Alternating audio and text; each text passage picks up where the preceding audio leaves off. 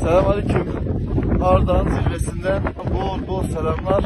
İnşallah hepinize tek tek nasip olur, beraber zirve yaparız.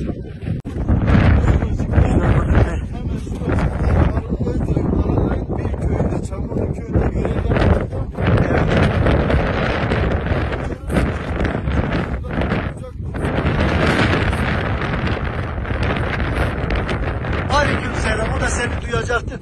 Çok şey bilecektir. Tarafta Azerbaycan. Azerbaycan şurada değil mi? Aynen. Şurada da, şurası da zirvemiz. Çıktık 1 saattir zaten bir zirvedeyiz. Çekiyorum para. Üsttekini çekiyorum. Bunu da çekiyor değil mi? Üsttekini. Tekbir! Tekbir! Tekbir! Allah bütün mazlumların yardımcısı olsun inşallah. Kahrolsun kötüler. Kahrolsun Netanyahu gibileri. Yerin dibine batsınlar, cehennemlik olsunlar. Tekbir!